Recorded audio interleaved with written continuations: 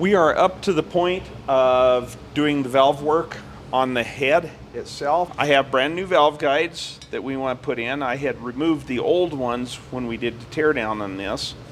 Valve guide like this. On these particular engines, the retainer goes on like so. Let me get some keepers out here. A lot of times you hear us talking about putting positive valve stem seals on, and we probably could do that with a little extra work on this, but these were designed so you put an O-ring around the stem here, then you put the keepers in, and that retainer pulls up against there, and that O-ring down in there will seal the oil so it has to shed off the top. It can't run straight down the stem. With that being said, the top of this valve guide is very important that we do not damage the shape of that, because that is also part of what helps shed the oil off to the side instead of straight down the guide. So when we put the new guides in, we have to be careful of that. We have to get them just exactly the right height so that when this opens, when that valve opens and it goes over the end of that guide, it does not bottom out. We could have a catastrophic failure if that was the case. So anyway, I started looking at this. I thought, oh, that's going to be easy to put these valve guides in. I can just go over to the press and press those in place. And now I got looking a little closer. If you want to bring the camera in from the angle here, you will see that those guides are not exactly perpendicular to the end of the head. Maybe if you go down a little lower like that, you can see that they actually tilt over to the side just a little bit. So if I was to try to press those in, I would have to fix myself up some shims or something to be able to make the head tilted so that when the press came down, it was pressing directly on that guide, because going in an angle like that, I'm just going to destroy it.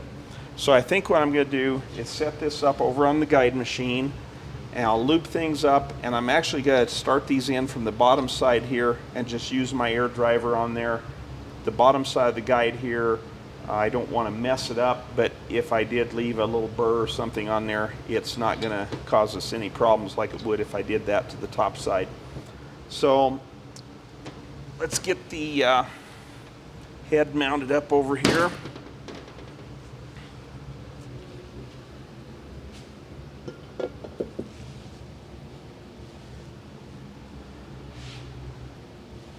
All right, we're going to take a brief break to give a thank you to this video sponsor, Upside.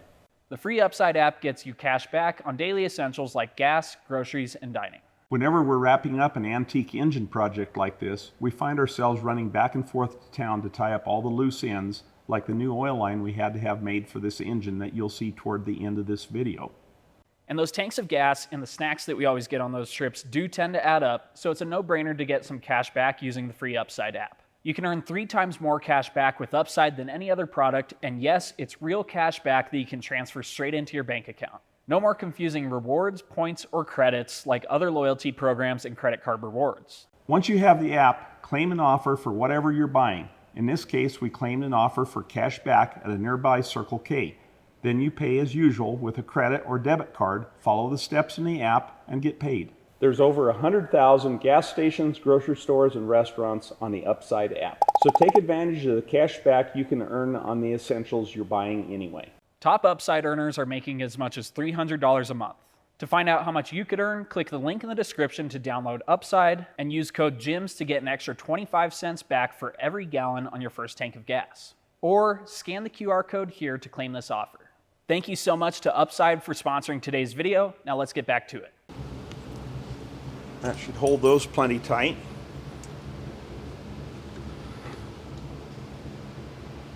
Now, the guides have to be installed at the correct height, as I was saying there. I tried to look up specs on this, and I can find the intake valve guide spec for the flathead engine, the L-head engine, but I cannot find a spec for the F-head engine that we're working on here.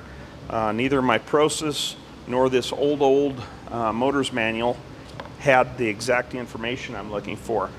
But from experience, I know that generally an intake guide like this goes in and it will be pretty much on this type of head will be flush on the bottom side into the port.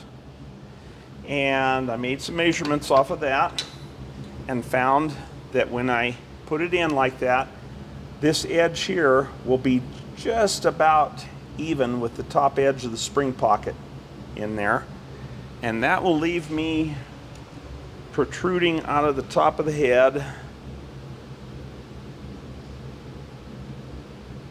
I'm going to say 850 to 900 thousandths. And I also did a little checking with my valve in the guide there, and I think that'll be plenty of room so that the retainer does not hit the top of the valve guide when the valve is open. So let's see if we can get this lubed up and put those in. Spray a little bit of press lube fit into the guide.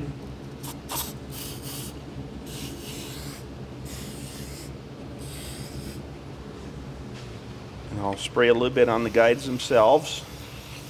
See if we can start one in.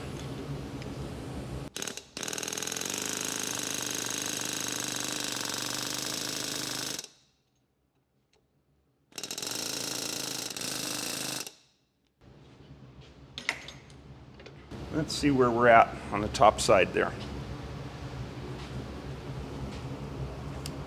Make sure that's zeroed. That puts us 835 thousandths. And looking at it from this side, I'm still just a little bit towards the combustion chamber from where I maybe want to be. So let me give it just a few thousandths more. Okay, I'm kind of liking the way that looks. Let's see where we're at on this side.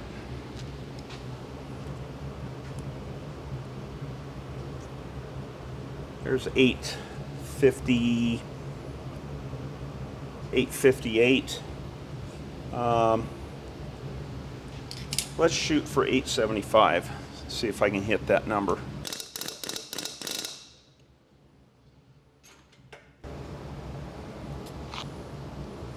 $879.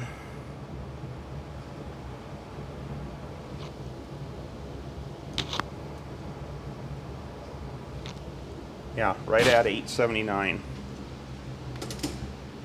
And now looking from this side, I like the way that fits. I like the way it looks on this side. Let's see if a valve will go in that guide at this point, or if it's going to have to be. No, it's a little bit tight. It'll have to be honed out to get the valve in. I was going to check and see what it looked like with the retainer, but I'll have to wait till it's honed. So now let's do the same thing on the other end.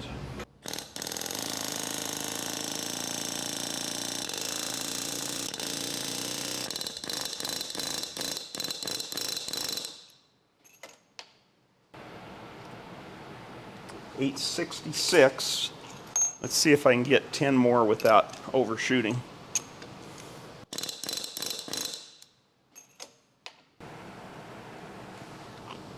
$880. So that's close enough for what we're doing here. Now we can do the next two guides. Now I'm going to cheat just a little bit.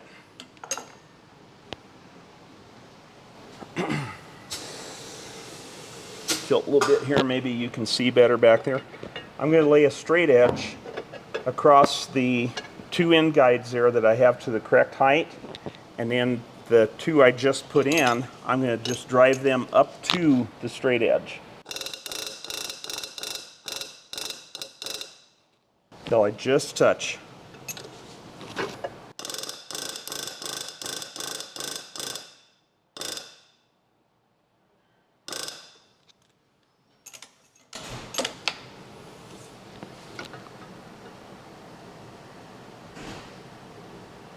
And there we have it.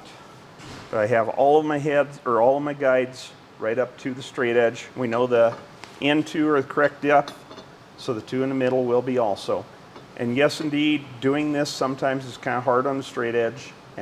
So I have this one just special for this type of work because I know it can do damage to my straight edge, but I keep this one special just for this. Okay, now that we have all the guides in, we'll come back and I will ream them and finish honing the guides.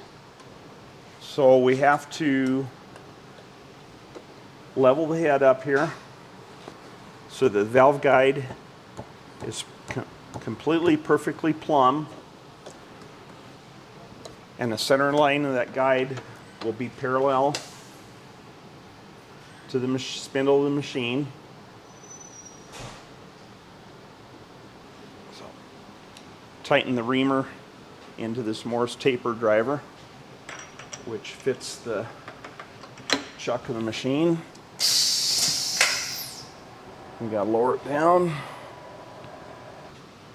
Put just a little bit of, it's actually some of our honing oil. And let's see here. Probably in the 200 RPM range is pretty good.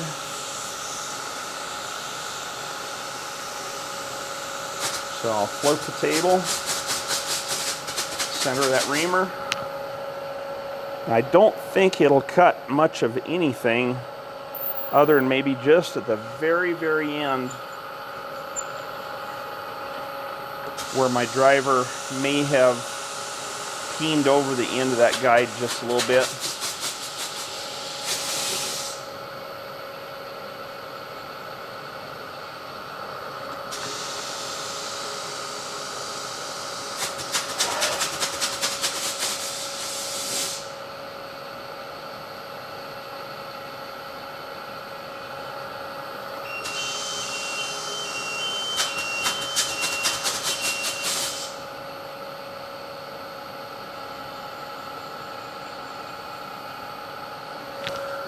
There, that should take any of the rough burrs out. I'm going to brush these out with a little bit of brake parts cleaner.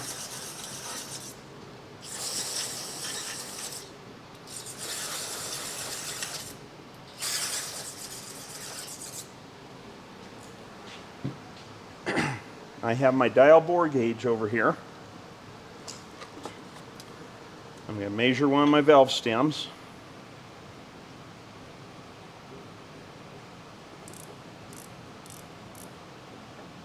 Comes out 0.3732 roughly. I'm going to transfer that measurement over here to my gauge. And I do have the specification on valve guide clearance. Intake is 1.5 to 3 thousandths, both from my process information and from my old motor's manual. It says the same thing, 1.5 to 3. So now let's go over here to the valve guide and see what it actually measures. Down here in the bottom, where it's pressed into the head, about 1 thousandths. Up here at the top, where it did not compress the guide, going into the press fit hole, 1 3/4.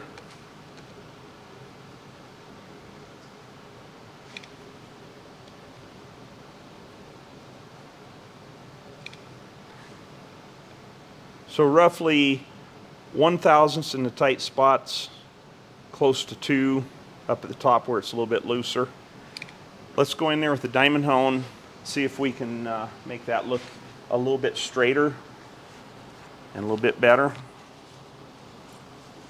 I like to put a rag across here so that any splatter from the honing on the guide doesn't get all over on the backside of my machine.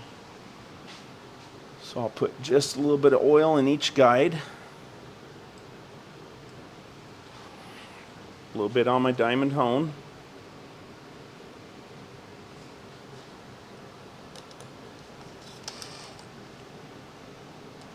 Tighten this into the guide.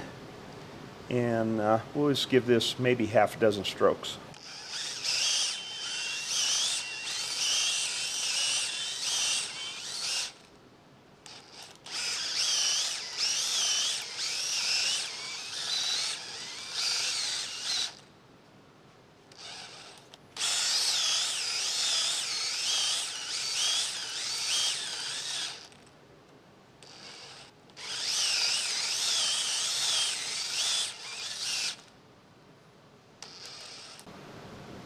So we're a little over 1 in the tight area and still under 2 in the loose part here.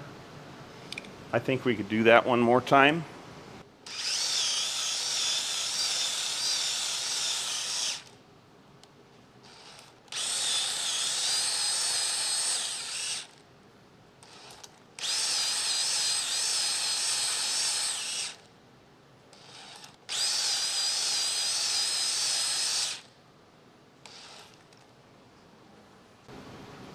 Okay, we are beyond our 1.5, still under 2 on the top side. That one is just a little bit tighter. Let's try that one more time.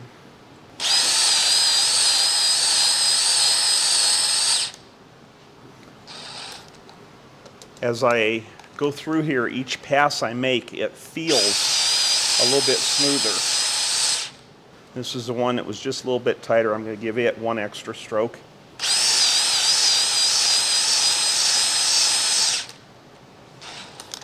This one was a little bit looser, so I'm going to only give it maybe 5 strokes. If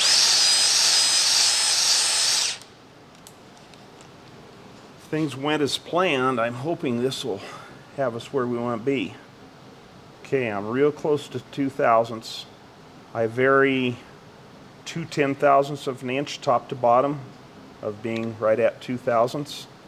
That one could maybe use another stroke or so. Same way with that one. I'm going to say that one is done. I'm a couple 10,000ths within 2/1000ths. So let's give that one 2 strokes anyway. Maybe not quite 2 there.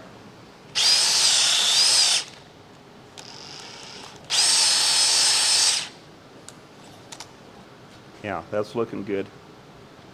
That one may be a 1/10 tighter. If my pilot fits, I'm going to call that good.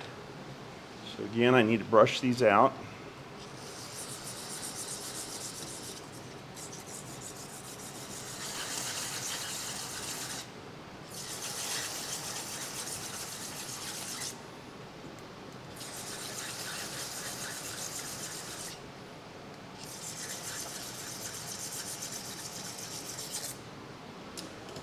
And let's see, I have a pilot over here somewhere I'd intended to use on those. 9.51 millimeter. Let's see if it doesn't fit. Yeah, look at that. Nice smooth fit.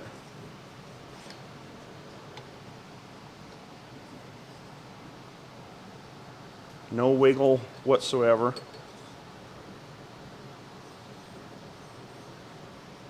But it's smooth, does not get tight anywhere. So that tells me my guides are sized right and they are straight. Sometimes you'll get a guide that it'll start in, go part way and stick. You go from the other direction, it goes part way and sticks. That's because you have a banana guide. It's actually curved. It may be the right diameter, but it's not straight. And these all feel real nice. So with that being done, let's take the head off that machine and we'll move over here to the Surdy. Oh, actually, you know what? We're not done here yet. I need to put valve seats in this. I just about forgot about that. So while we're still here,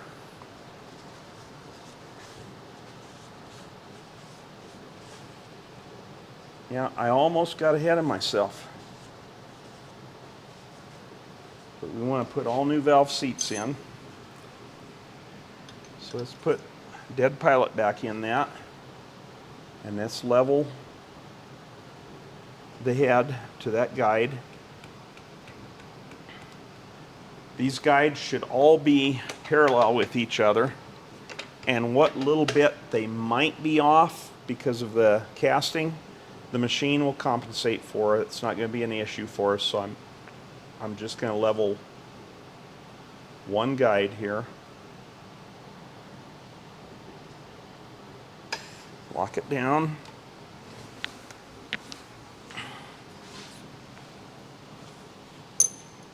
Now, I have my valve seats picked out here.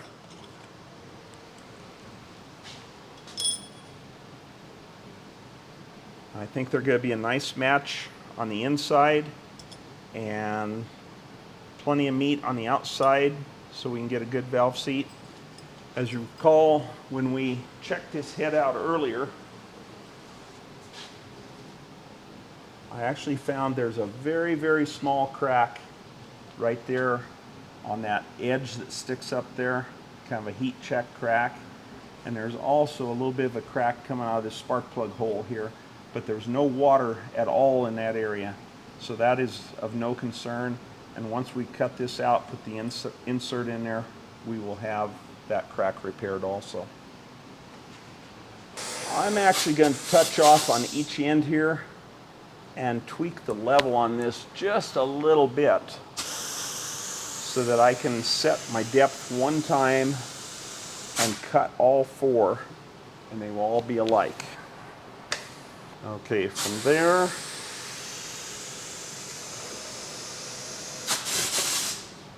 to there, I'm right on the money. So I kind of like to start with the middle one. I'm going to lock this in. I'm going to feed down till I just feel it touch the head.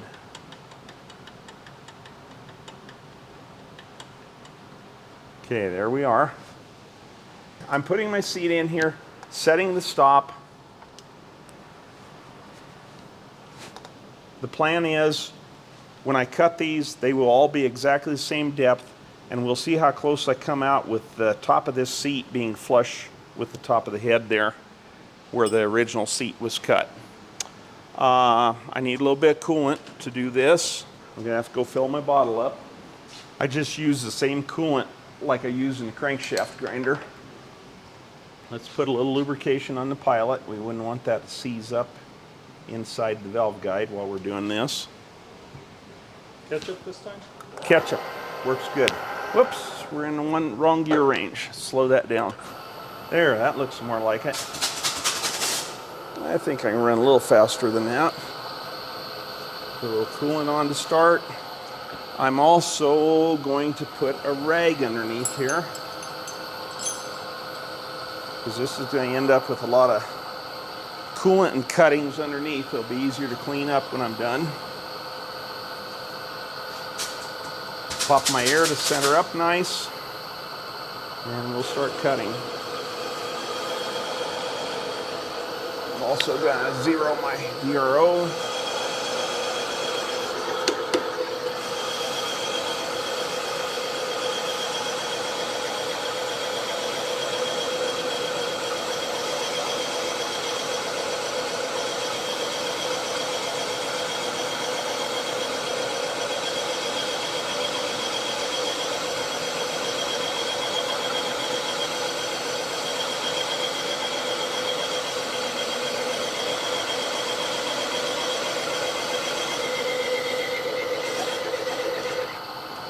There's our first seat pocket.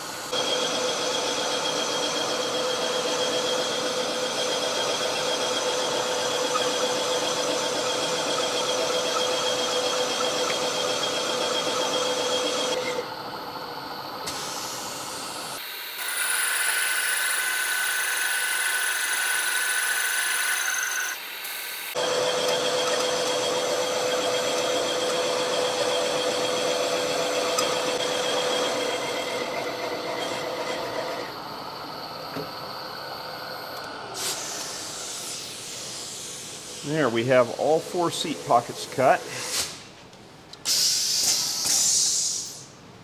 Okay, after cutting those in, you always want to look real close in the back corners of those counter bores.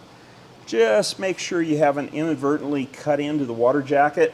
Sometimes you'll have a head casting that's a little bit thin, and you can hit water, and at that point, you're pretty much done. The seat will never seal up.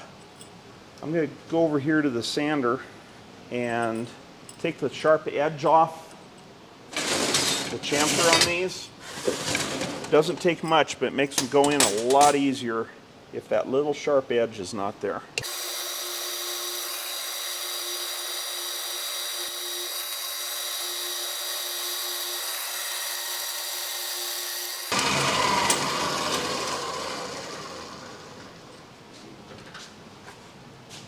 so we have a expandable pilot here that goes down the valve guide. There's an adapter sleeve. Then we need a driver that is slightly smaller than the seat.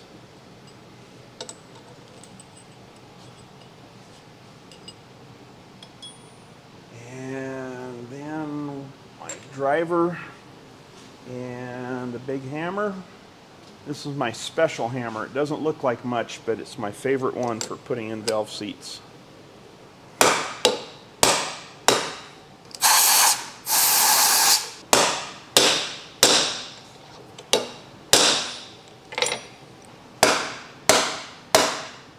Always drive them in probably 3/4 of the way and then blow them out again. Just make sure there's no cuttings underneath trapped in there.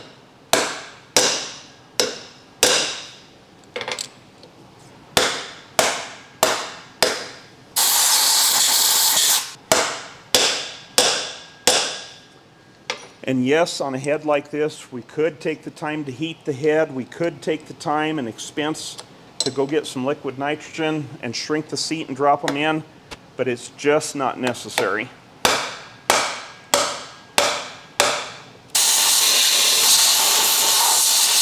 Driving the seats like this into a cast iron head is an accepted practice, works very well. There you have it. Seats are installed. They're just about flush with the original casting. I'm real pleased with that way that turned out.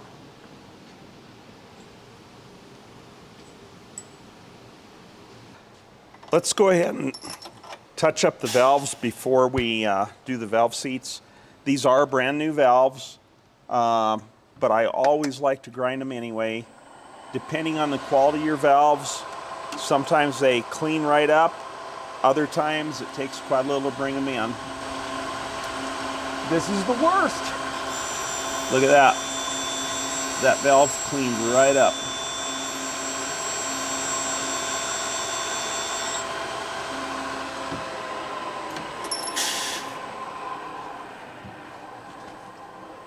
So I do have the green marker on there so we can see that a little bit better.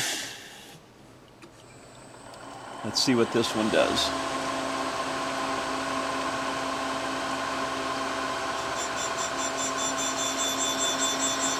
Very, very slight difference between my machine and whoever ground that at the factory.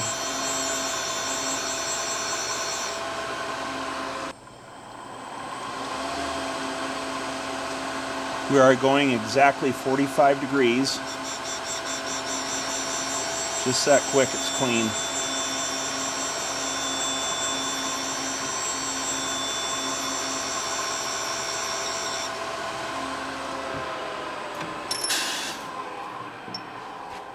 This is one of the things I like about using the SBI brand of valves, is it seems like they are always right on the money.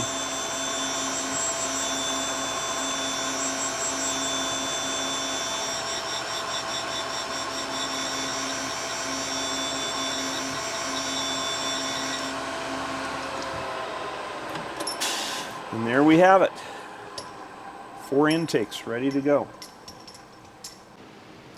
So earlier we were talking about how the valve guides are not perpendicular to the face of the head. So right now I have this head mounted in the SERDI, getting ready to do the seat work, and you can see the level that is across the face is just about dead on. It's not perfect, but it's close. But then when you look over here at my level I have in the valve guide, you can see the bubble in that has, there it goes. The bubble in it is coming completely towards us here because the valve guide is tilted back towards the machine. So let me take this level out of the way before I break it. And I'm going to loosen up the clamps on the SERDI here, and we're going to bring this head back so that the valve guide is close to being perpendicular. Doesn't have to be perfect because the machine itself compensates for that when we level up. but you at least have to be close when you start. So now I don't know if you can get in on that and see where we're at. Front to back, I'm within reason. Side to side, I'm within reason. That's plenty close. The machine will compensate for all of what we have left there. And if you'll give me just a couple minutes here, I'll get a cutter set up so we can start surfacing those seats. I've done a couple of things here. I used this little gauge and adjusted it up for the outside edge of where I want the seat to contact my valve. I have a 45-degree, 2 millimeter wide, roughly 80 thousandths, 3-angle cutter insert in there. And I have done a combination between adjusting it to match the pointer here as far as for the diameter. And I've also compared that to the seat I have in here and what I have to work with. Let me grab the light here. Maybe it'll help a little bit to see down in there. But I have tried to adjust that so it'll match what the seat itself is, because we do not have unlimited material there to work with. You have to work within the constraints of what is available. So let's go ahead and get this into the machine here.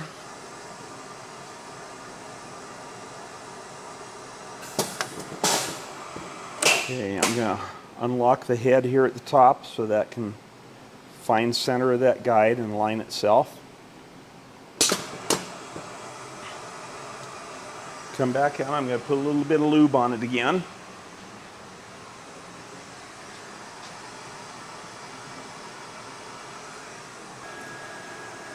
And let's make a very, very light cut.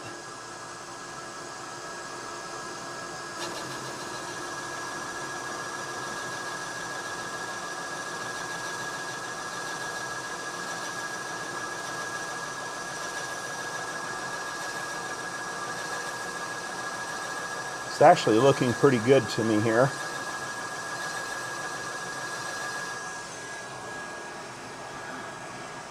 Going to put a little color on the face of our valve, some on the start of our valve seat.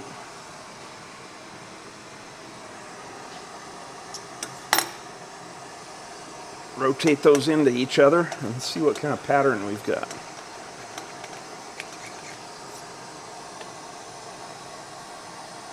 I can kind of see where we're at on the valve here. Usually that wipes off a little bit better, but it's giving me an idea. I think we're pretty good place there. So let's go ahead and cut just a little bit more.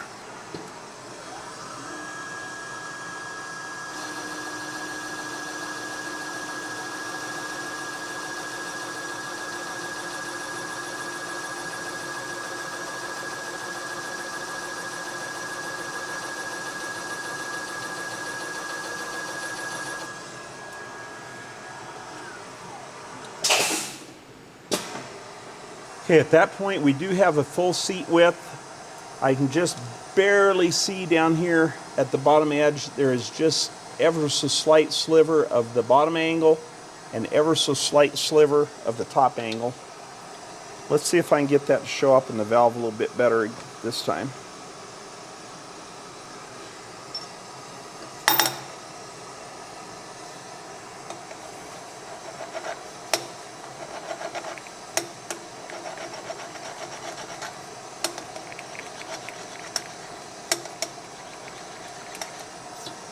There, that came off better.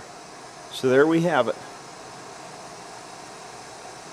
Our seat is inside the outside edge of the valve. I can see still some face of the valve beyond the outside edge of the seat. And we have the full width here, just inside, just barely out, or barely outside of the inside of our insert we installed. I'm happy with that. And I think we're very close to where the factory would have left it. because our new seats we installed, the top is just about flush with where the factory had done the seat originally. I'm happy with that. I think we go ahead and make all of them match what I did just right there. So that should not take hardly any time at all. It goes really fast on this once you're set up.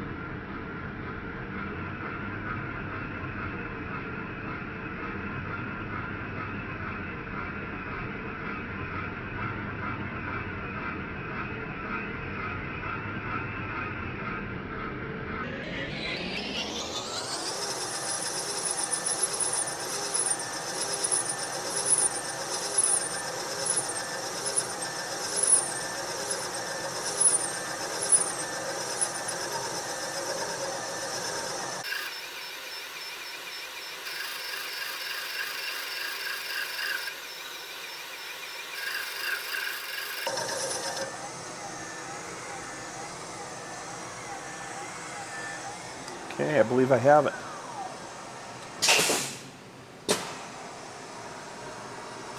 Look at this a little closer.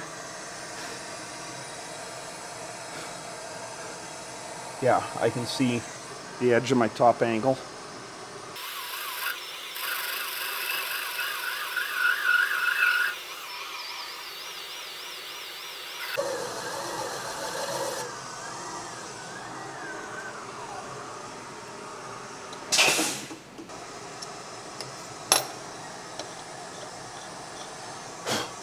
Let's go ahead and drop all 4 valves in.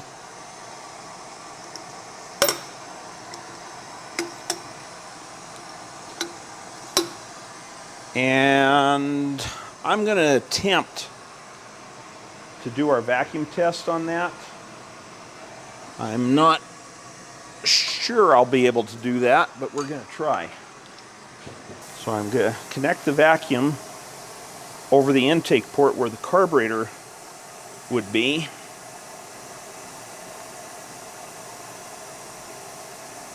And no, I'm not going to be, oh, I can't do that. Remember when we tore this engine down, there was one head bolt that came down through. Actually, let's try here again, because this hole right here is open into the intake port. So I have that hole to plug. Oh, there we go. There, we're pulling vacuum on that. That's not showing as good as I would like to have it when we're finished. But considering we've got 4 valve guides with no lubrication, no seals, and just holding my hand over a couple of holes here, I think our actual vacuum is fine. We'll test this again after the head is assembled and make sure, but that's making me feel real good at that point. So now it's time to take the head off here, and we'll move over to the surfacer, and we'll get a good head gasket surface put on here. So here we are on the surfacer. I've got the head on there, leveled up. I've indicated in. Doesn't feel like it's going anywhere.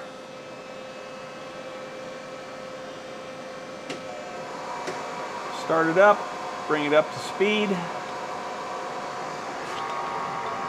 Move over onto the surface of the head. I'm going to say from here about 5 thousandths should be touch off point. Actually 3 thousandths it touched off. Let's give it 2 more.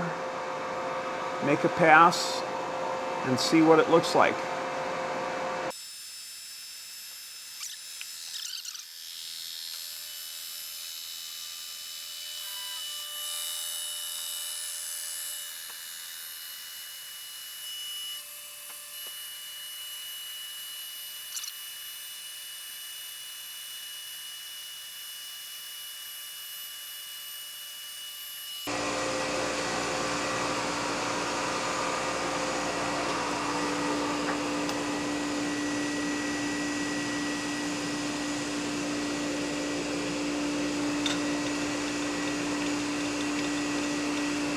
Let's see what we have there now. So the first cut of 2000s, we did touch all of this area, and then it skipped and touched a little bit back in this area. I can see the random grinder marks in this. I'm assuming this head was done on a machine at some time where it just has a grinding wheel and you just kind of move the head around, taking the high spots off. But we need to give that quite a bit more. Let's take a 5/1000 cut, see what it looks like.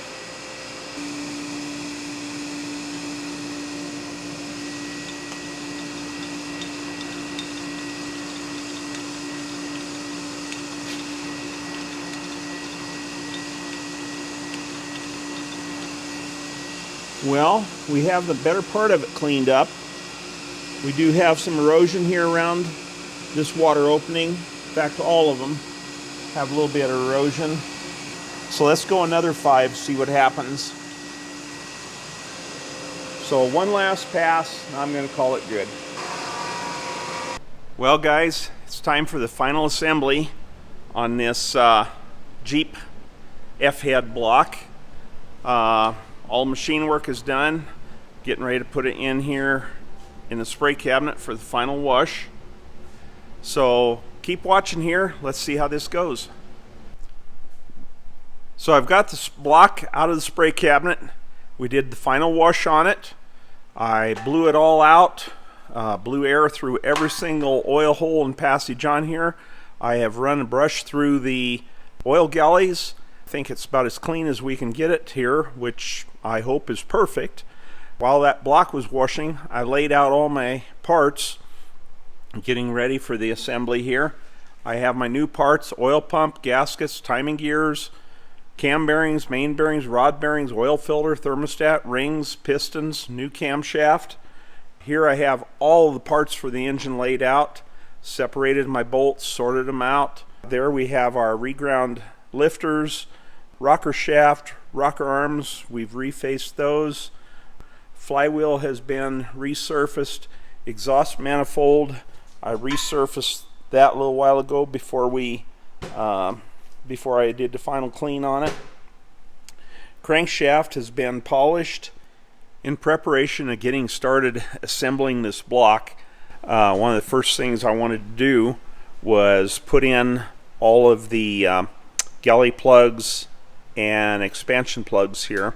Augie just let me know that there might be a storm approaching, so he wanted to come inside. Either that or he just thought the inside water was better than the outside water. I'm not sure which one it is. I'm going to point out here, just so we don't get comments about it, I'm sure somebody will see this line across the block here and get all excited that we have a crack. That is not a crack in the block. That is a parting line from when this block was originally cast. I'm going to start with this drain plug on the water jacket.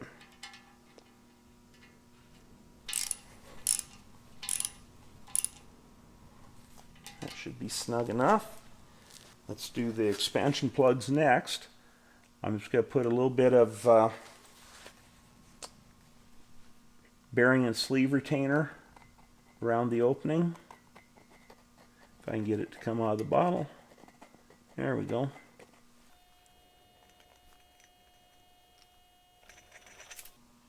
Inch and a quarter flat.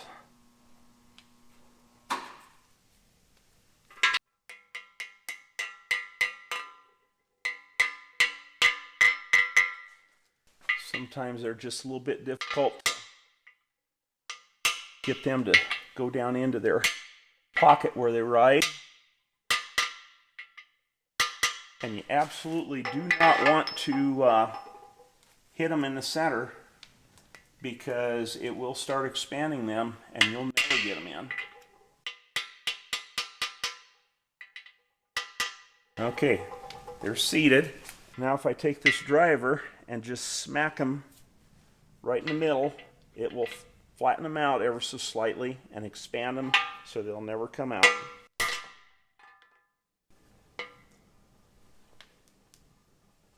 One more. Same way with this one.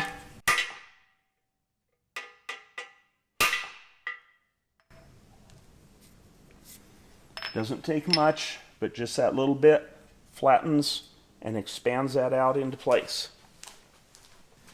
These plugs I use, you can see that red coating on there. That is a sealer that is applied to the plug when they are manufactured, so I don't have to add any more sealer. There's that one in place. Down below is in place. We'll take a little bit of air and blow that off.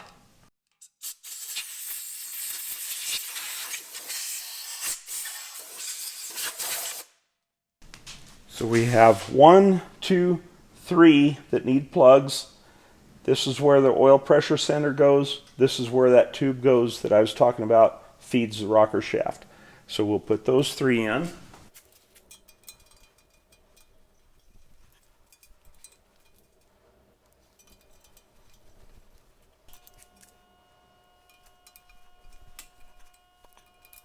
Now we have the cam bearing to install, and if you look real close, you should be able to see the one and only oil hole for that bearing. And if you look here at the bearing, we have an oil hole drilled there, and then there's also a groove that allows the oil to pass the width of the bearing to help lubricate it a little bit better. I'm going to put just a little bit of lubrication on the inside of the block there where that bearing's going to go in. That'll help it drive in easier. Same way on this bearing, put a little lubrication on the outside of it there. I'm looking at that to eyeball that and get that oil hole in line where it needs to be.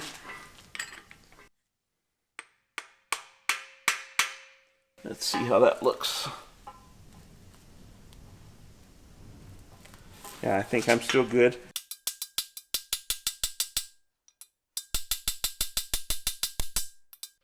You can hear it when it hits bottom. It's flush. And I can see here that my oil hole lines up real well. And if I want to double check that, I'll just blow some air up through from the main. Oh, yeah. I can feel all kinds of air coming through that hole, so that should be fine. I have my brand new camshaft here. I have not cleaned that yet, but I'm going to check the fit of the bearing here. Yes, it goes in just fine. And that is the only bearing, so I don't think we'll have any trouble with the cam not fitting, but we're not quite ready to put that in because I do need to clean this first and lube it up good.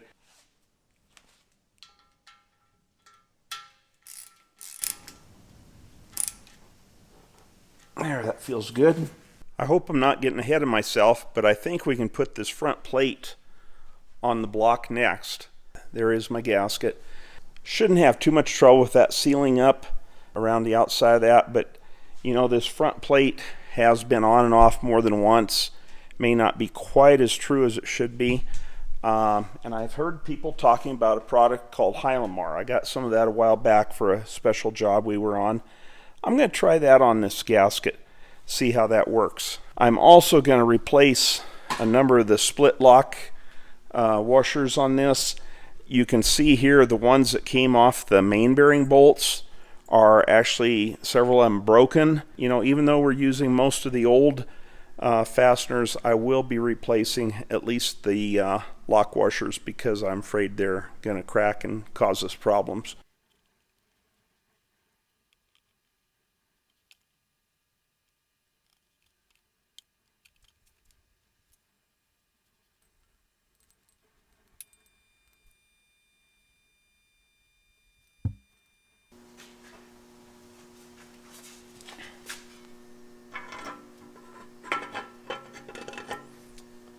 And at this point we can put in 1, 2, 3 bolts because the rest of these all go in as the timing cover is put on.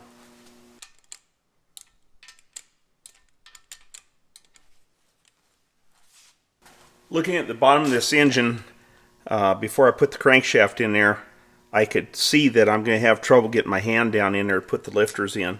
So I'm just going to go ahead and lube them up here right now. and drop them in there.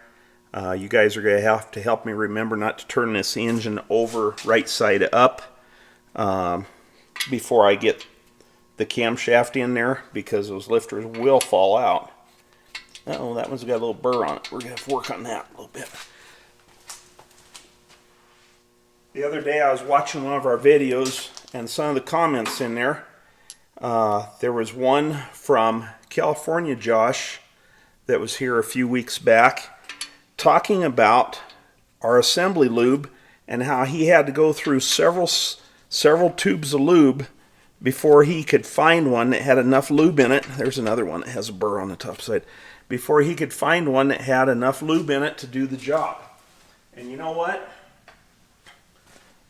I just realized what he was talking about, because I went to get this lube out for these lifters, and I went through 3 empty tubes before I found enough to be able to do this one simple job. I couldn't believe it. Gonna have to talk to that kid of mine about using up the entire tube before you move on to the next one, and then throw away that empty tube when you're done.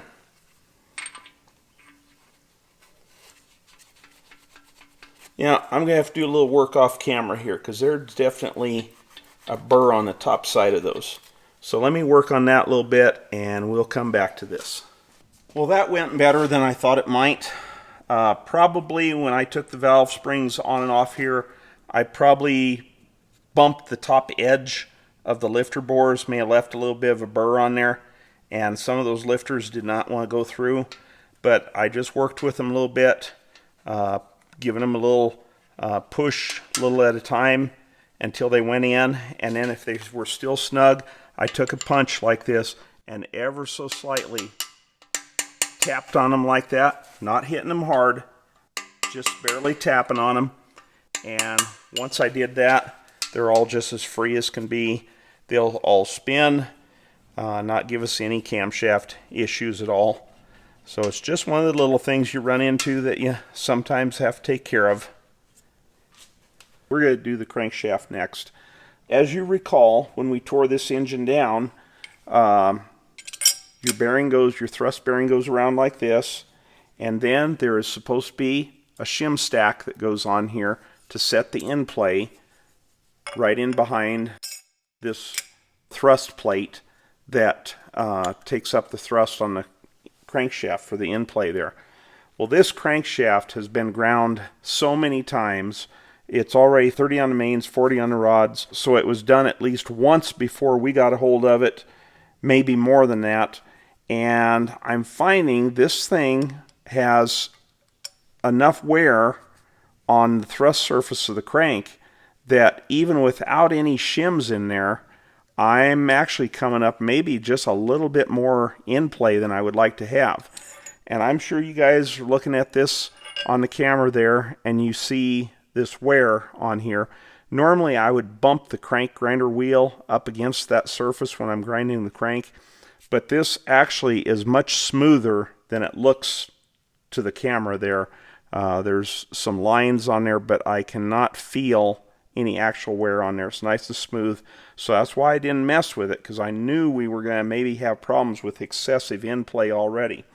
So putting my bearings on here, putting a thrust plate on here, my best guess, checking this with feeler gauge in here, I think we're probably going to come out, I'll bet 7, maybe 8 thousandths in play on the crankshaft. My process specifications call for a maximum of 6 thousandths. I looked in the Cleveite bearing book. On a crank with this size journal, they call out maximum of 7. My experience tells me over the years doing this that if we're a little bit excessive on the in play, it is not going to create us any problems on this. I think it'll be just fine. If a guy really wanted to take the time, you could go back into the crank grinder and I could grind a little bit off this surface here so it'd tighten everything up, but I just don't feel it's worth it in this application. Let's start putting our crankshaft in by putting these little dowels in place that everybody was sure I was going to lose. And they do have to go in the correct position. You don't want to accidentally put one of those or attempt to put one of those in an oil hole. They are different sizes, but stranger things have happened. So now let's lay the main bearings in. There's our front bearing, and we have double checked. It does say 30 under, just like, whoops, turn it around the right way. It says 30 under, just like what we ground the crank. So let's get that down, seated in where it belongs. Okay. Now the center main bearing, same thing, it has to go over that dowel pin. Sometimes that makes them just a little more difficult to get into place. And our rear bearing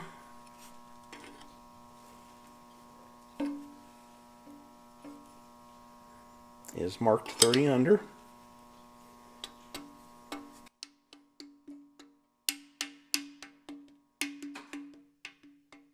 I'm not going to put the rear seal in yet. I'll lube these up.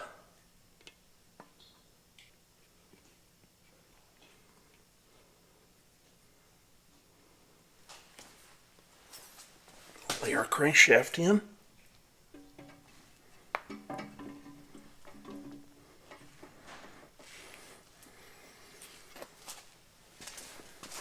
Now our front main bearing does not have any dowel or anything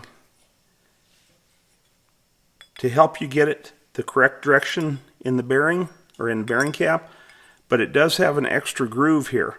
So we want to make sure that lines up with the groove in this half.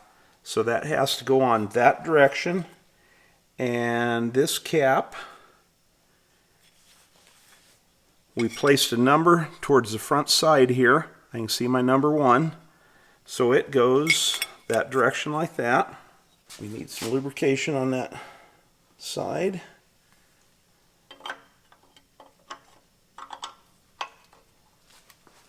Probably ought to put at least the rear cap on, just kind of hold the crank down. So again, I have to put the dowel pin in the cap. Then I'll carefully place the bearing in so it lines up with that dowel.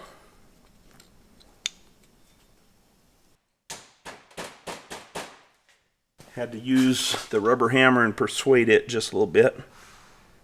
We'll lubricate that bearing.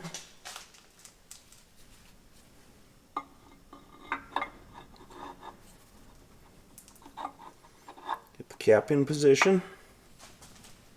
Put a little bit of engine oil on the bolt threads.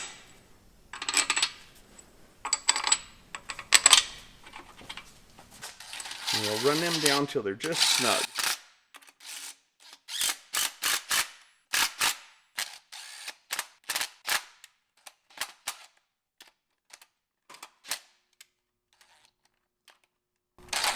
And again, I need to bump that crankshaft forward, back, forward again to get this thrust cap aligned perfectly. But we'll go ahead and put the thrust plate on first. I came up with a couple of spacers we can use to simulate the thickness of the timing gear on there. I will snug that down.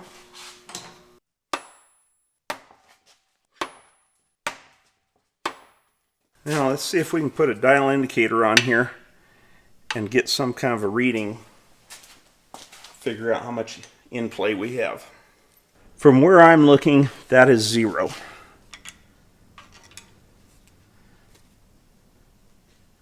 You know, that in play came out better than I thought it would. Let's try that again. Like I say, from where I'm looking, that's 0. Oops, it slipped. So a little better than 6. Yeah, if that's 0, boy, that is hard to get that set and stay. We'll call that 0.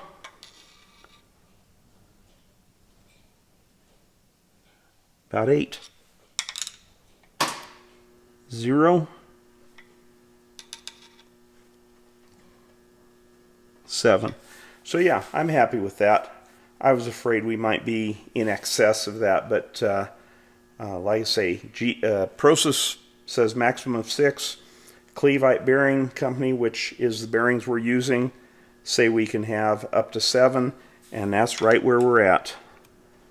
It is just very, very close to 7 thousandths. So we're good to go. Now we can go back. Let's put the rear main seal in and go ahead and put all the bearing caps on, torque this thing down, and see how things feel. So now I'm up to one of my least favorite parts of this engine, and that's the rear main seal, because this has an old rope style rear main seal. These rubber strips here have to go along the side of the cap down in there, and I think what the idea is when you put the pan on, then it pushes that end down and swells that seal, that piece of rubber, so it seals between the cap and the block, I think is the intent anyway. And then the other piece is this rope rear seal. That has to be worked and shaped to fit down into that groove. When I get done, it'll have to be trimmed so that it sticks up just ever so slightly above the parting line, so that when you put the two halves together, it will keep that seal packed tight in there. I didn't check on this. I'm guessing somebody probably makes a neoprene update seal for these, but I'm not even going to go there because our crank surface is a little bit rough on the back and worn, and a rope seal is very forgiving of a worn crank seal surface, much more than a neoprene seal would be. So we're going to stay with the original type seal. I think what makes this so tough at this point in time is when these were new, they were probably made out of asbestos, which you can no longer use. I have heard these might be like a Kevlar material or something along that line. It's impregnated with graphite. They're just filthy black when you start working with them. But the material that they're made out of nowadays is very, very tough compared to the old asbestos, and it just makes them that much tougher to put in. So I'm not going to bore you with that on camera here. I'm going to get this worked in where I want it to be, and I'll turn the camera back on and show you what I ended up with. At this point, I've got the upper half of that rope seal in the back there. I laid the crank in. I have my center main cap marked number 2. 2 goes towards the front. Just set that down there. I have my 2 bolts with the new lock washers, and I'm going to spin those down snug. And let's see if the crank will still turn with that much of the rope seal in there.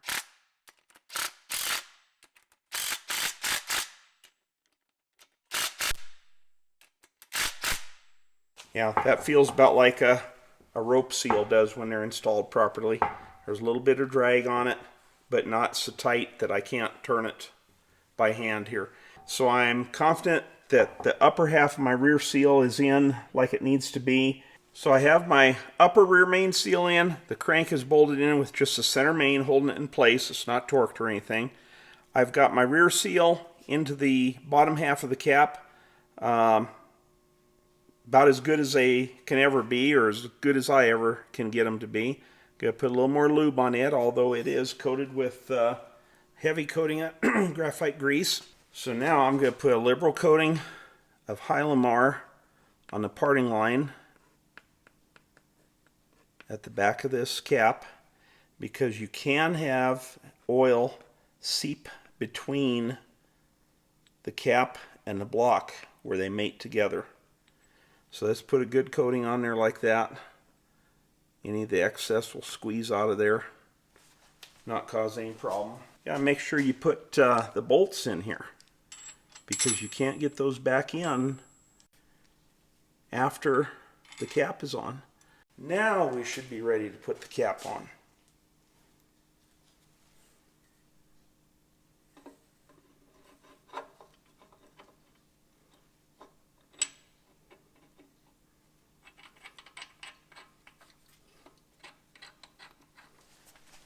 Gently start those bolts down just to kind of line things up.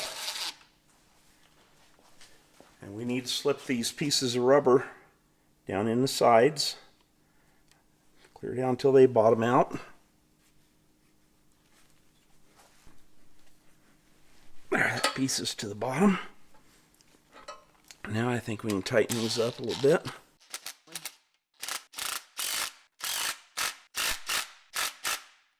Then we'll put the front cap on.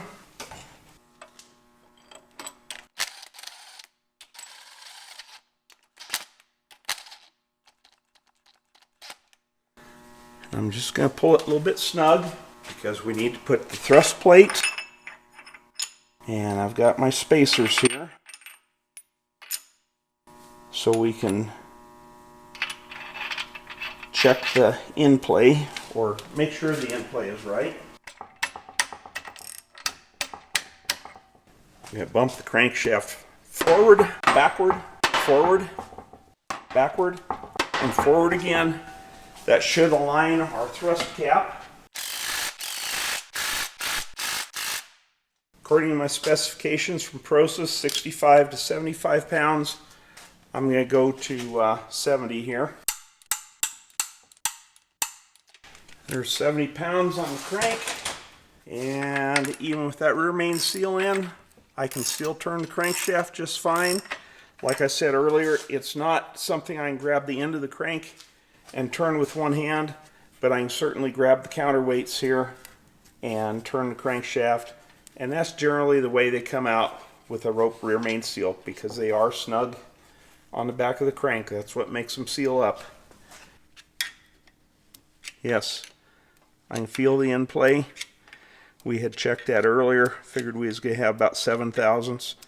I'm not going to put the indicator on again, there's no reason to, but I can feel it moving here, and just from my experience it feels about like what 7 would be, very acceptable. We do have our bolts in the back so we can bolt the flywheel on. When we put the oil pan on, that will push these rubber pieces down in and make them seal the gap and keep it from leaking oil up the sides. Looking at our camshaft here, this rear journal has a hole cross-drilled through the cam journal there. What that does is every time that comes around, when this lines up with the oil passage that's pressurizing this journal, it brings oil across to that tube that goes up to oil the rocker shaft. So it doesn't just continuously shoot oil to the rocker shaft, it just spurts some oil to it every time the camshaft makes a rotation. Then on the front side here, we have this little piece here, hole in one side, threaded from the other end. That goes in front of the block in between the timing gears to spray oil directly on the gears. So we will install this before we put the camshaft in. But first off, I think all we need to do here is put the camshaft thrust spacer on. It is beveled on the back side, goes on that direction, and then we should be able to tap the key into the cam. I may have to go over and do that in the, a lot of times I just put it in the vise, squeeze it in. Then we can put the thrust plate on here, and then this gear should all but slide on. It doesn't go on very hard. I may have to give it just a little bit of persuasion and a press. And then once that's in, this bolt and washer screws in from the front to retain it. With that being done, we'll slip the cam in the block and see about putting the bottom timing gear on. Again, I don't think it goes on real tight, but I will heat it up just a little bit, and I think it'll slip right on for us then without having to beat on it or anything like that. So my wife just told me, the cook said it's supper time, so I guess I better go eat, and then we'll come back to this in a little while. How about we see if we can lube this cam up and get it in the block. We'll put a little bit of the cam assembly zinc paste on the lobes, maybe some on the distributor drive gear.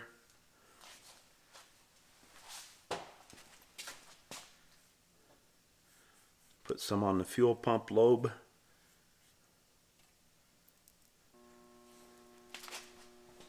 And I'll just use the regular assembly lube on the cam journals.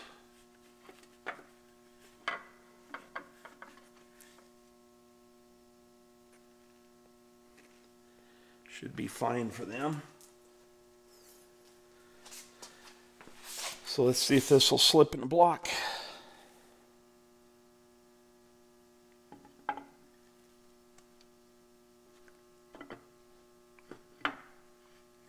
Oh yeah, look at that.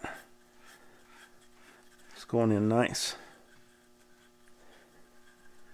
Let's see, I gotta get the thrust plate in the right position here. Okay. There we go. A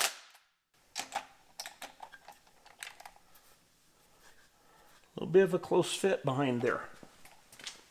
I think we got it in there. We'll torque the bolts.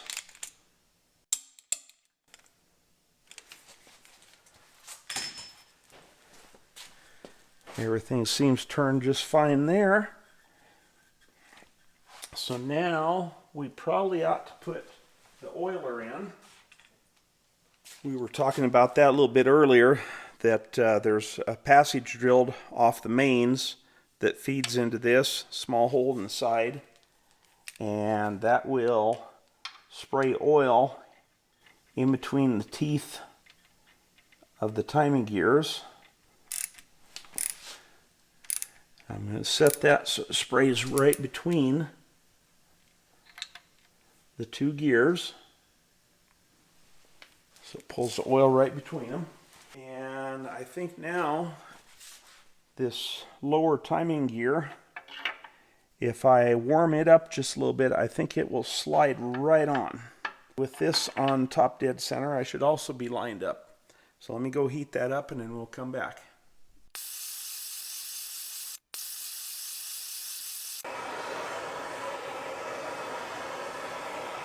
If I can get that to the point that it has a nice sizzle, it should go right on for me. Get the keyway lined up here. There we go. Finish tapping it into place.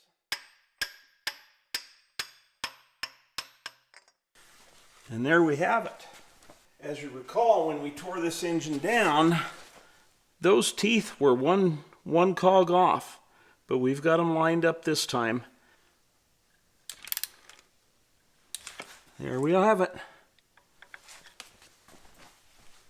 Roll this up here, look again. Yeah, we have our teeth correct. We have just a little bit of backlash. Things are looking good. Okay, when we tore this engine down, one of the studs came out with the nut. So I've put just a little bit of Loctite on that. I have my stud installing tool here. Gonna run that in where it belongs.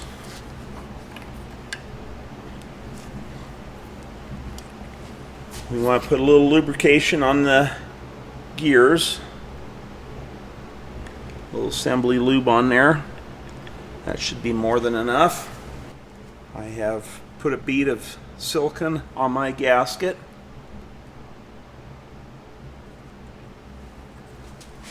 So we'll put that in place. I'm going to install this spacer that goes on, the oil slinger, and the woodruff key. I think I can squeeze it in with these pliers.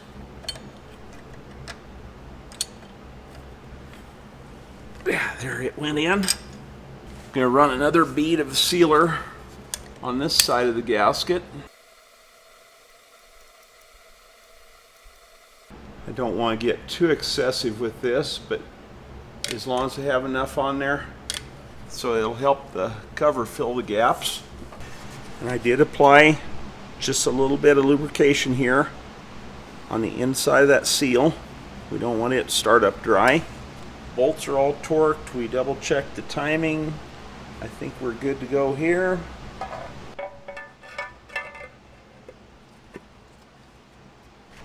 Going to go ahead and slip the bottom pulley on.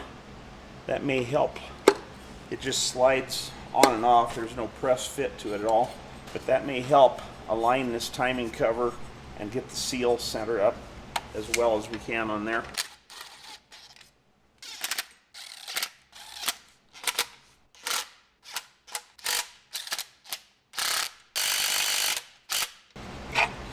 Now I'm going to pull that back off so we can get at the bolts a little easier to torque all of those.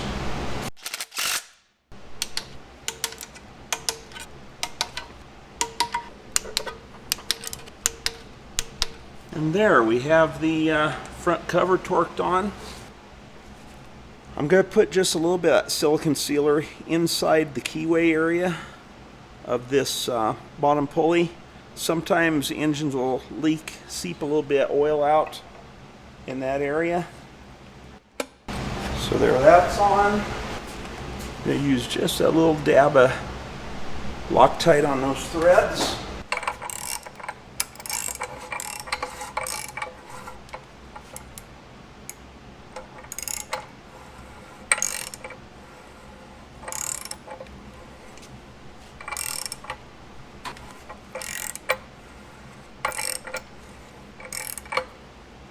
I don't know, but that almost sounds like there's something in the rubbing.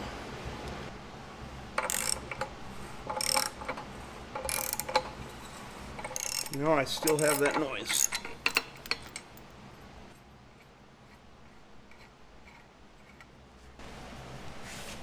Okay, I think I found my problem in that this edge here is just high enough. It has been damaged here a little bit, and I straightened that out before I put the cover on. We may have a little bit thicker gasket in here than the original was, but this edge is rubbing on the underside of the front pulley. I believe this is what they call a labyrinth seal. A little bit hard word to say for me, big word. But anyway, these multiple layers here keep the dust from getting back behind the pulley and affecting the seal.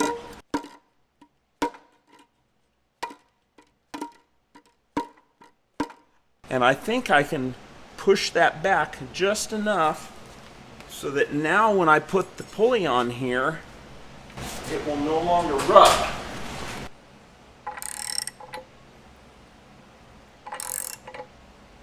I can still hear just a little bit. So I'm going to work with that a little bit more here off camera, but I think we can get that taken care of. So it's time to put the pistons on the rods, put the rings on, get the bearings in, install the piston and rod assemblies into the engine. And I'm looking here at my information. It says the oil squirt hole to the right, piston squirt T-slot towards the camshaft driver's side, left side. So as we look at these rods here, we have a little oil squirt hole here. You can see it's drilled in from the bearing side. Every one of them, like this one, has a boss, but it's not drilled. But if you look on the other side, there's the same boss, and that is where it's drilled. But if you look at these a little bit closer, you'll see this is our number 2 rod, this is our number 1 rod, and I don't know if you can see that very well, but they're a little bit wider on this side than this side here.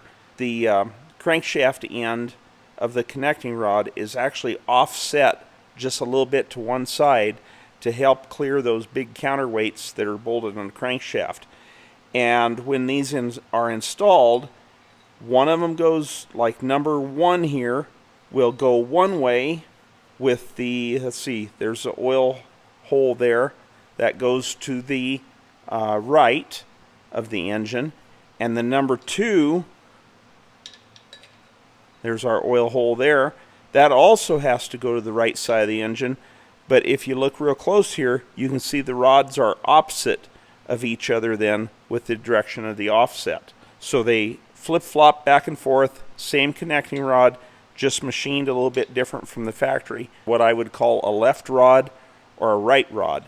So we have to make sure we get those back in the right way. As you recall, when we tore this engine down, we found that number 4 cylinder scored real bad, and that's because whoever worked on it the last time inadvertently put the rod in the wrong direction, and it crowded it over to one side and forced the wrist pin up against the cylinder wall and cut those grooves in there. Okay, at this point I have all of my rods installed on the pistons, the oil expansion slot to the left, the oil hole to the right. All of the cinch bolts are torqued to 40 pounds. I have placed a couple of my piston rings in the cylinders here and checked the end gap. You can see here with the feeler gauge. I'm running about 16 thousandths. The specifications in the book calls for just a minimum of 8, and obviously I'm well above that if I have 16. In fact, I wish they were a little bit closer, but it is what it is, and it will be just fine on this engine. The rings we're using here have a expander that you place in the oil ring groove first. Then there are 2 scrapers. Spiral one of those on each side of the expander. When I do the second one, I offset it from where the gap is in the first one I put in there, and both of the gaps on the expanders are offset, or on the rails, the scraper rails are offset from where the expander is. The second compression ring, it's a cast ring, has a little dot on the top here to indicate top, does have a bevel on the inside bottom. I use my ring expander here and expand it out so it will slip over into that second groove there. I'm going to leave the gap in line with the pin on this side. The top compression ring, there is no difference top or bottom, no inside grooves, outside grooves, no markings of any kind, so it can be installed either side up. And when I install it, when I get it into the groove there, I'm going to put the gap opposite of where the gap is on the second ring. And then you'll see on these pistons, they have another little groove above that. That's not for another ring. That is a carbon groove. It will eventually fill up with carbon, and it somewhat insulates the heat away from the rings to help prolong their life. Both rings are cast. Sometimes you can use a top chrome ring, but on this application we chose to just use the original style cast rings. So there are the rods. Rod bearings are in place in the connecting rods and in the caps. We're ready to install these in the engine now. When I put pistons in an engine, I always run a small band of assembly lube around the top of the cylinder.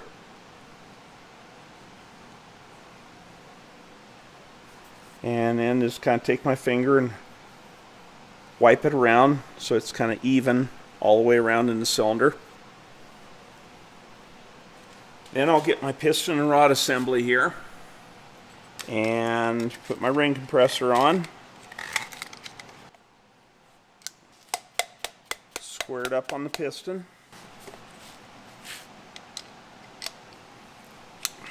Okay, this is number 1. Notch goes to the front, oil hole towards the right.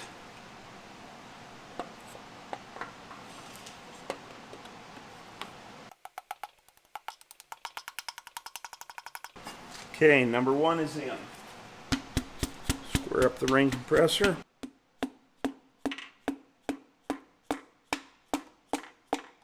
There, number 4 is in the hole.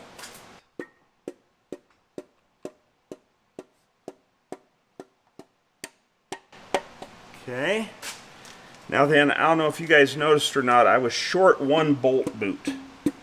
So I'm going to have to be real careful with this one as I come up through there. Maybe now that I've got this one in, I can snag the bolt boot off that one, put over on this one, protect the crankshaft so I don't ding it up with the rod bolts as I come by.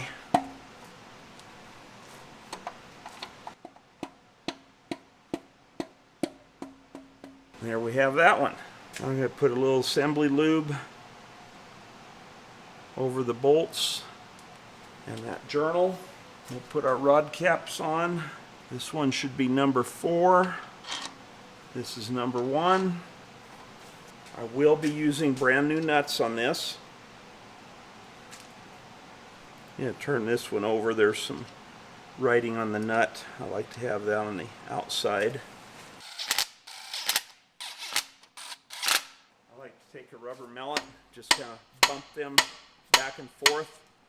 Helps line the cap up to the rod itself.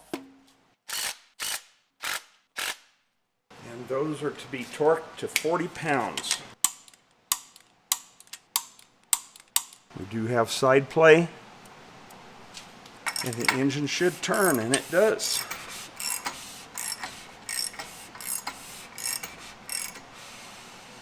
There is clearance on both sides between the connecting rod and the piston.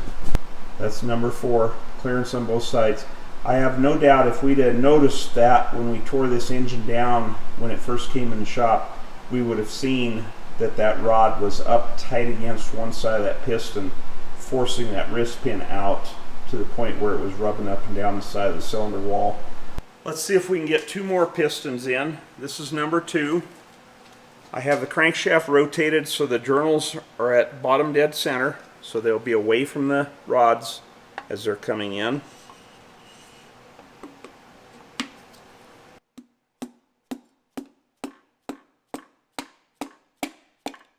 There's that one in the hole.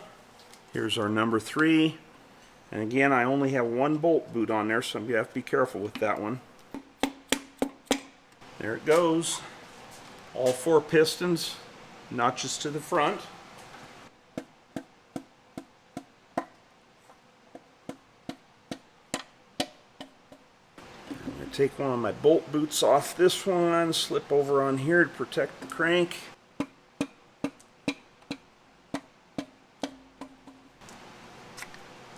We have both of them onto the crankshaft. Some lubrication. Number 3.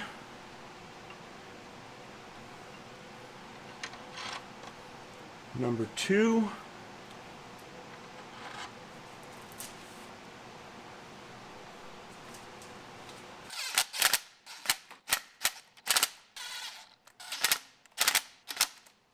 My rubber mallet to bump the rods back and forth, aligning the caps.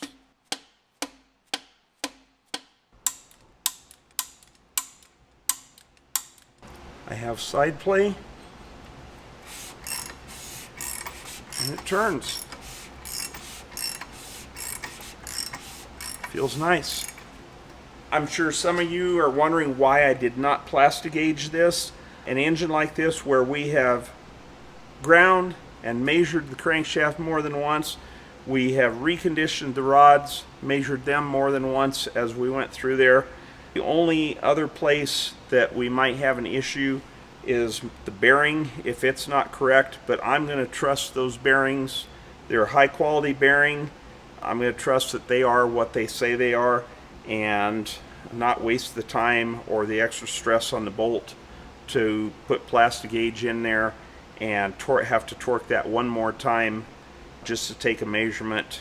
You know, after doing engines over the years, you kind of get a feel for things, and I know if I have side play there, the bearing can't be too terrible tight. It's also a good indication that I don't have a twisted or bent rod, because if they are bent or twisted, you often don't have any side play. They won't allow it to move.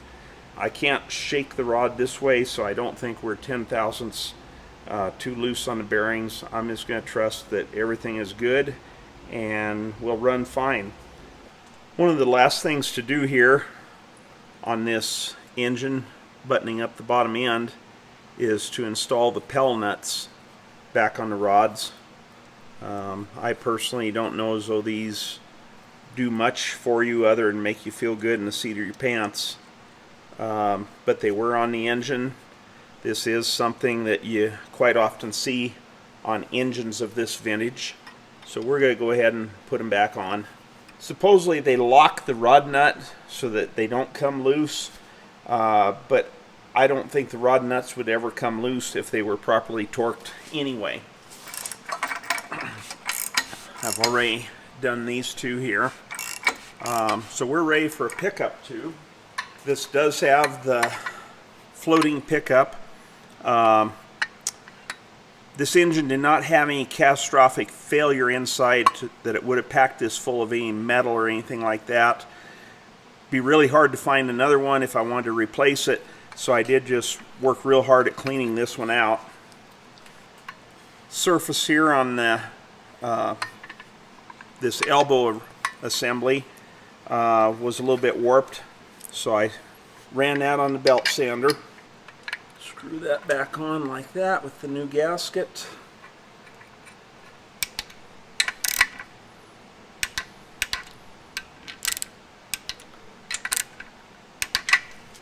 So before we button this thing up, let's just put a tad bit of silicone on all of the problem areas of this engine where the oil pan might decide it could leak.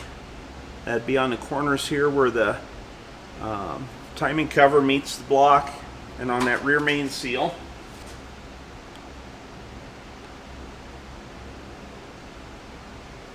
Kind of a different setup the way this is made.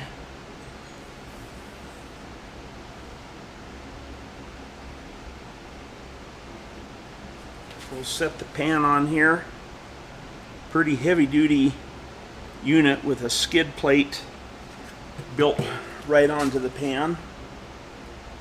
I remember when we took this apart, there were these spacer washers here.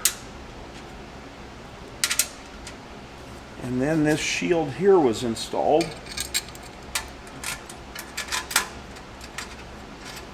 And go on something like that. And we have a whole series of bolts around the outside here.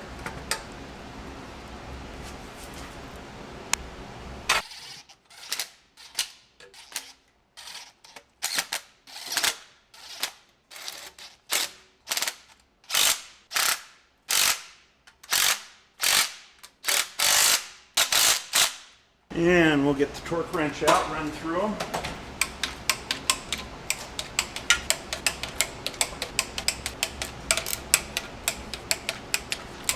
And last, we can't forget to put the drain plug in with a new gasket.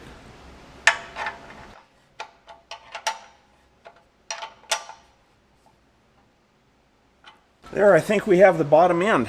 Let's roll this thing over and we'll start working on getting the head put on there. You know, when we build race motors, we're always concerned about getting the piston protrusion correct.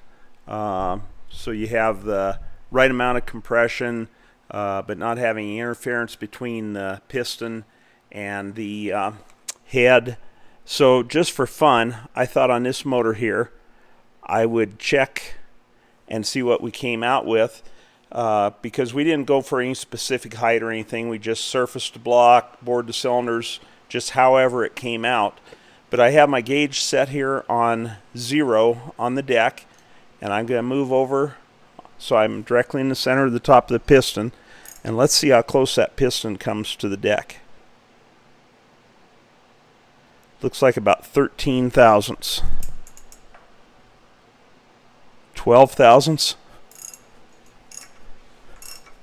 Let's see what number 3 cylinder is. Maybe close to 15.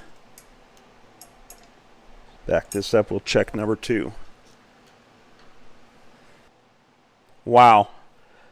What did I say number 1 was? Was it 12 or 13? About 13. That is incredible that this old engine, with that crank as bad as it was, being ground to 40 under on the rods reconditioned, block decked, and we're coming out within 2 thousandths of each piston being exactly the same height at the top of the cylinder. And we never even tried. I'm pretty impressed with that. Before we can go any farther installing the head on this engine, we probably ought to put the valves, the exhaust valves in. It'd be kind of hard to get those in after the head was on. So I'm going to start with putting the springs up in here. You'll notice these coils are wound tighter on this end. That goes towards the head or towards the heat source. which is this part of the block up here. That helps dissipate heat on engines. So I'll snap that into place. There it is. You don't want to try to do this while the valve is open. There's that one. Now this one, the lifter is sticking up, so I'll roll the engine over here a little bit till it's all the way down. There it is. See if I can get that one up in there. There it is. Now we're ready for the valves. I'll put some lubrication on the stems.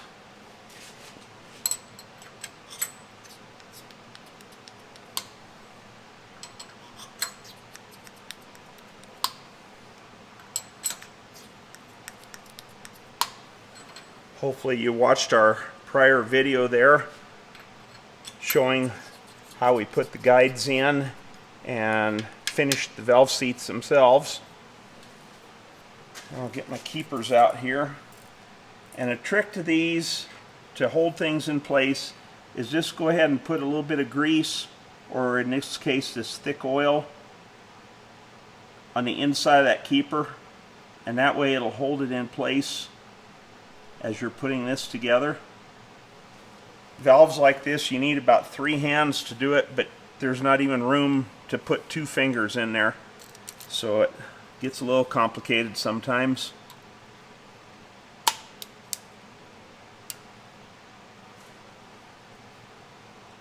Now hopefully I can get this keeper up in where it belongs without snapping my fingers in there. Can you imagine trying to do this in the vehicle? Because that's often how it was done. Okay, there I have both keepers in place. Release my tool. There's one.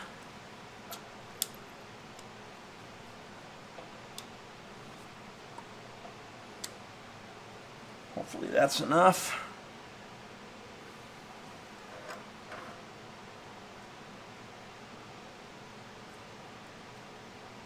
My fingers are just about too fat for this. I think some thick grease probably would have been a better choice rather than the thick oil I used on this. There's 2 of them.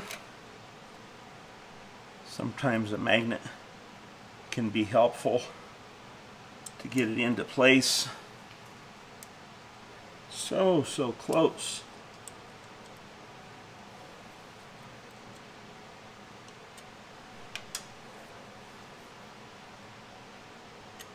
And there it is. There's 3 of them. This is an old tool. Patent date 7/10 of 1923. Made in a place called USA. I think this is something my dad had from years and years ago when he was doing a little bit of mechanic work and along with his farming. I don't know if I can go down in from the top here, get that one in place.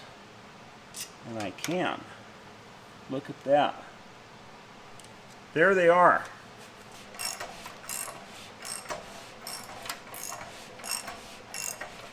So the exhaust valves, keepers, rotators, everything are in place. What I want to do now is we'll go through and set the valve lash. So I'm going to turn the engine over until we can see the exhaust valve. There, the exhaust valve opened. So the piston, you can't see it from your side, but the piston is coming up. That was exhaust stroke. Piston going down is intake. And now as the piston comes back up, I'm at the top here. You can't see it, but take my word for it. That piston at the very top, that's compression stroke, top dead center. The exhaust valve should be closed so we can adjust it.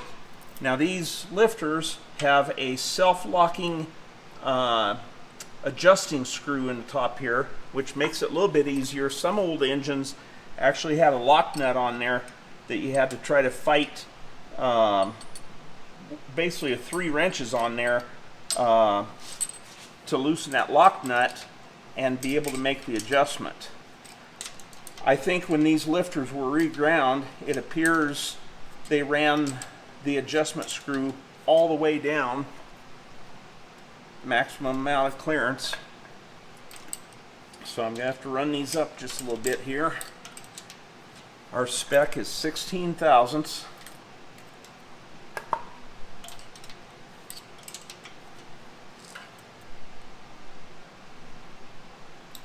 Okay, that is real close.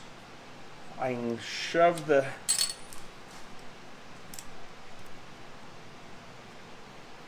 I just barely pass the feeler gauge through there.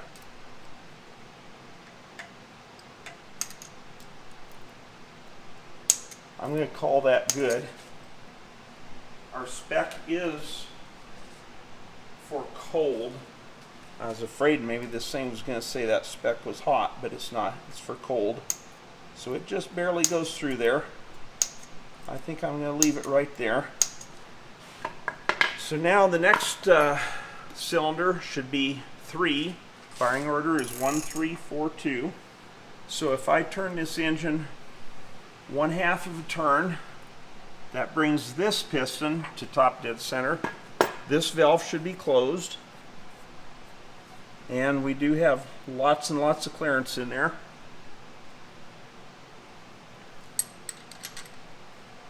So if I can get that wrench kind of wedged in there and start cranking that adjusting screw out.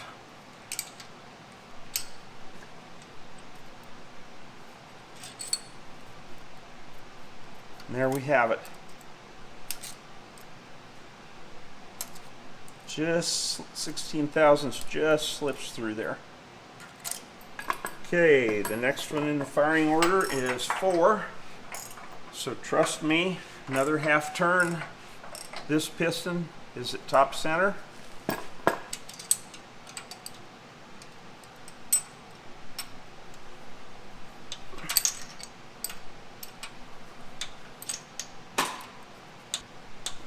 We've had some people complain about buzzing sound in the background of our videos, and there's not much I can do about that. You folks need to remember, this is not a studio we're working in here filming this. This is an actual working shop, and you may have just heard a click in the background. That is the controls over on the wall to our left turning the well pump on and off, and there is quite a bit of buzzing going on when we're on the opposite corner of the shop from the controls in the spray cabinet. So you're just gonna have to get used to it. We did. We wish it was completely quiet in here, but again, like right now, I can hear the air conditioning running in the background, the control kicking on and off for the pump. If the spray cabinets have to kick on, the burners make noise. It's a real life world out here, not movie studio. There, I like that. Okay, 134, cylinder number 2. Pistons at the top.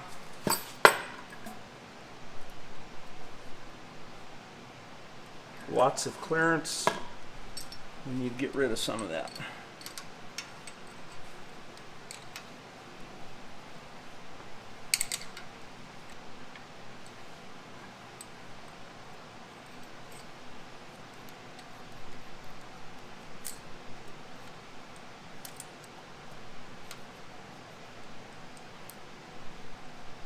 Let's stop right there. Now I always like to run through after I get done one more time. So let's check number 1.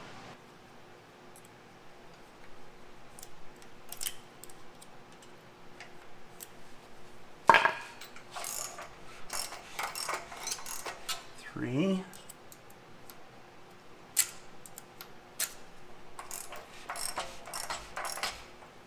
4.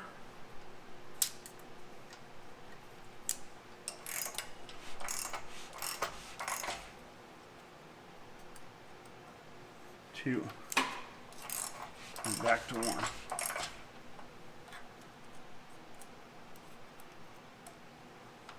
Yeah, I like that. They all feel good. So now we should be ready to put the head on. We do have to assemble it first, so let's go do that and then we'll set it on.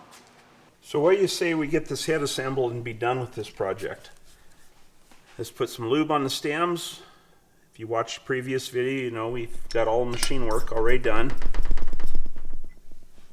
Just took this head out of the spray cabinet from cleaning. Final wash.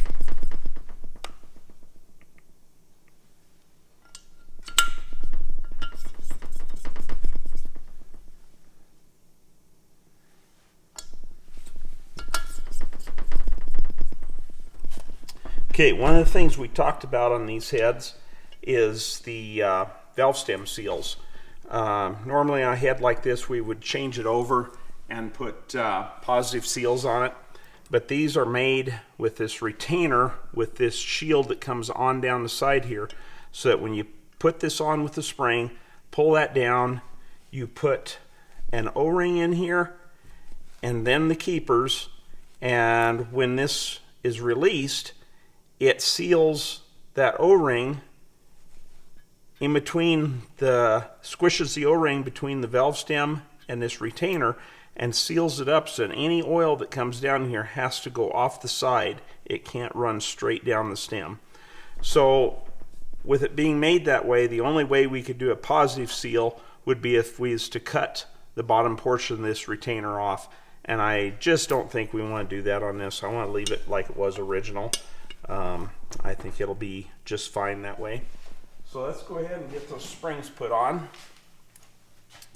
Again, these springs have coils that are wound tighter on one end than the other. I think you can probably see that these are a little bit closer than those. And again, the tighter coils go to this side where the heat is. Keeps the heat from climbing up the spring and deteriorating the amount of force that spring can exhibit on the valve. So there's our O-ring. Push that down in below the keeper groove. Slip my keepers in if they will stay.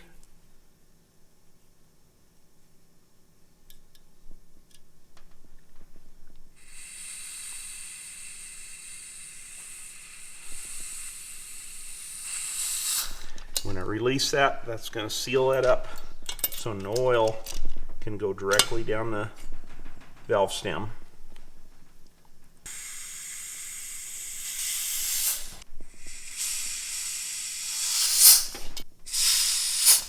There we have it. The head is assembled.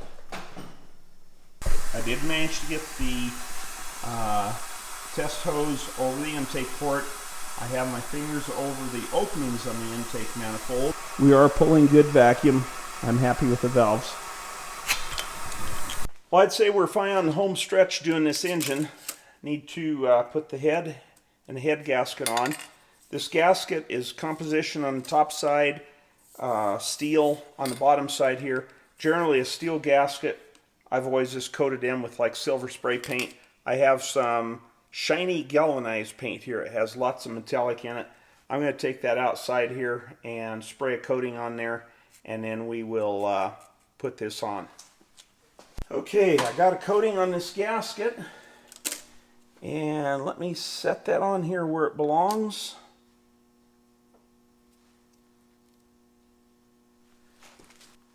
Try to carefully set it down just where it goes here.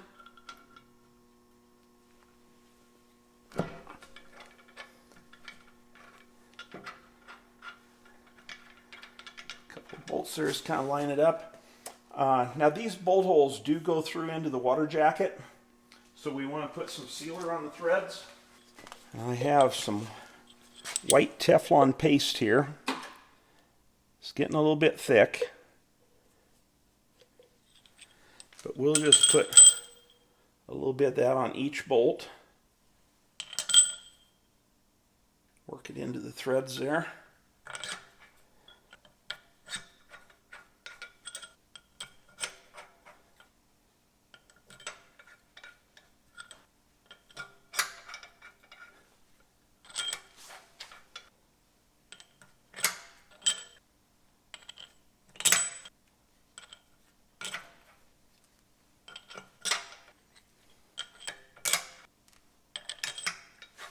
The oil filter canister also has to go on with the head bolts there. So let me get the bolts for that. If you remember right, when we tore this down, there were 2 bolts that were twisted off, and we had to drill them out. These 2 bolts here are just a couple of replacement bolts. I'm still searching, try to find a couple of original Jeep bolts to go back in there. If I find those, we can pull those 2 back out and retorque the correct bolts in those holes. And then don't forget, we've got this bolt down in the intake port. Jeep 134 F head, 1950 to 73, Hurricane, 65 to 70 pounds, torque sequence 30. So let's see what sequence 30 looks like. There it is. It's actually working from this side here. You go 1, 2, 3, 4, 5, 6, 7, 8, 9, 10, 11, 12, 13, 14, 15. Okay, let's see if we can do it that way. So we'll start by just running these down, and it goes 1, 2, 3, 4, 5, 6, 7, 8. Where's number 9? Right there. 10, 11, 12, 13, 14, and number 15. Okay, we're ready to start torquing. Now let's go ahead and go to our, what was that, 65 to 70? There's 1, 2, 3, 4, 5, 6, 7, 8, 9, 10, 11, 12, 13, 14, 15. Now let's go back through one more time, just make sure they all are pulled down like they should be. 1, 2, 3, 4, 5, 6, 7, 8, 9, 10, 11, 12, 13, 14, and 15. There, the head is torqued on. Before I accidentally drop something down the intake of this motor, I'm going to put a piece of duct tape over the intake there of that head. It'd be real easy to drop something in there and not even realize it. So I think we're ready to put the rocker shafts on, or rocker shaft. Excuse me, there's only one. So I'm going to put the center 2 studs in here. To do this a little different than I do sometimes.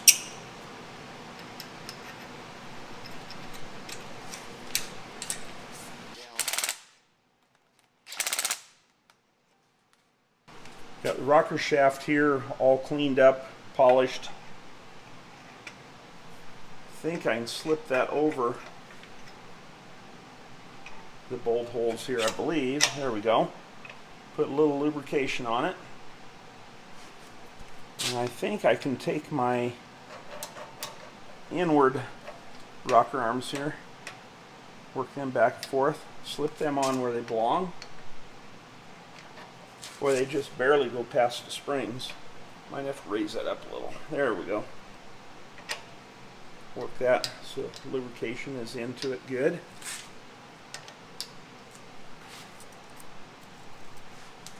A little more lubrication again.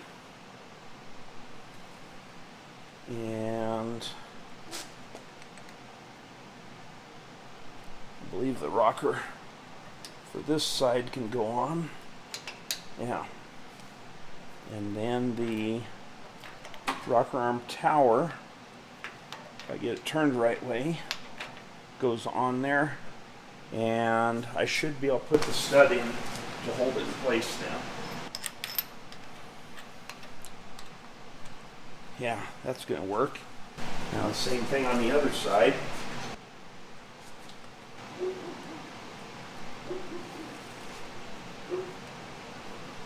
Raise it up a little. Whoops, didn't mean to raise it quite that high. Get past the valve spring there. And slip the tower on and the stud down in to hold it all in place. And I'm using my stud installation tool. Run those down tight. Oh, you know what I did? I did not put the push rods in. Now we can slip those in anyway. We'll get that done. A little lubrication on each end of them. And if I pull this rocker over, I should be able to drop that one down in. Drop it in.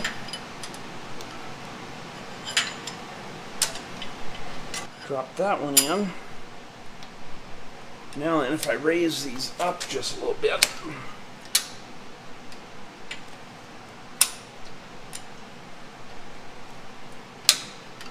There we go. Push them back down. There, I've got everything in place. I believe those each had a lock washer on them. And the nut. But before I bolt that shaft down, I'm going to loosen the adjusting screws on these. Oh, those are tight.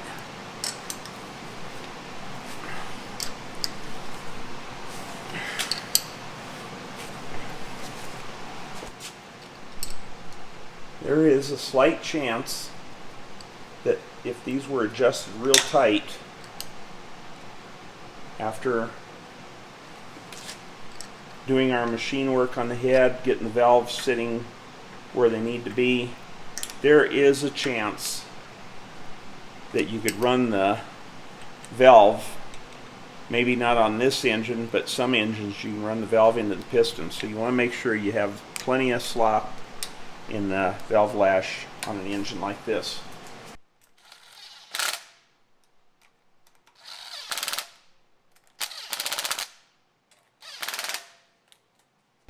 And we will torque those down.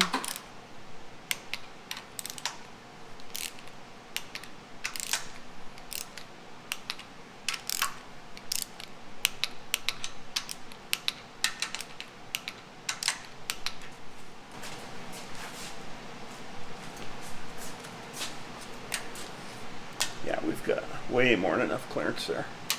So now, I think we'll just run through and set our valve lash. Specifications I have say 18 on the intake cold. Let's make sure we're on top dead center here, number 1. So I'm going to watch the valves there. Okay, they're intake opened and closed, and as I come up here,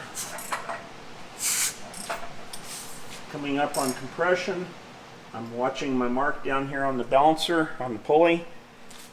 I am at top dead center. That feels like a good 18. Just number 3.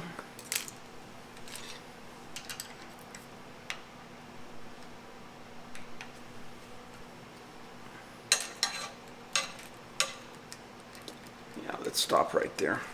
Turn the engine another 1/2 revolution. That'll get us at top dead center for number 4. Overall, for this old of an engine, the adjusting screws here look to be in pretty good shape.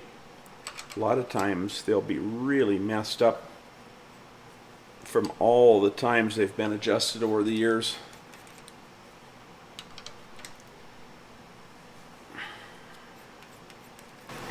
A good feel. Number 2, 1/2 revolution here.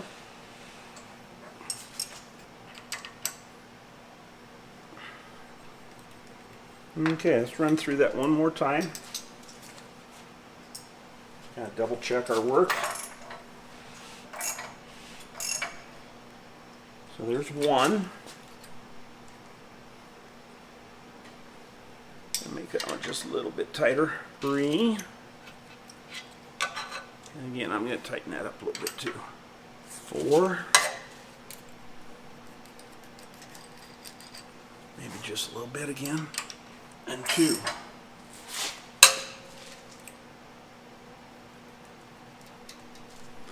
A little bit. One more time. 1, 3, 4, 2. Feels good. All right. I think we can do a thermostat, valve cover, side cover, exhaust manifold. There's our new thermostat. This old thermostat neck was a little rough, but I surfaced it. It's kind of eroded here on the top side, but if they get the hose on, put the hose down kind of low here with the clamp, I think it'll seal up just fine. Maybe I'll put just a tiny little coating of, you know what? Let's try that Hylamar on here.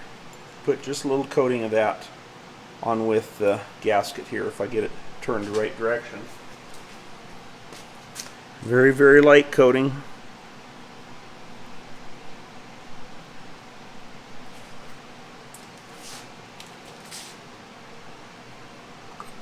It's interesting that that little thermostat, well, I guess it has to go around the head bolt here, but they did offset the holes so it only fits one direction.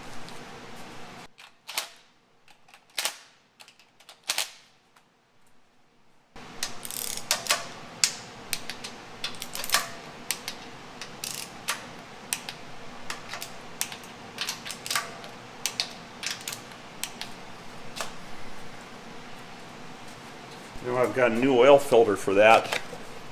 Old AC filter, looks like it's been on the shelf for a long time. Let's go ahead and put that in. If I remember right, this was the engine when we tore it down. Canister was on here, but it didn't even have a filter in the canister. It has a gasket here. Came with the filter that goes in the top of the canister here.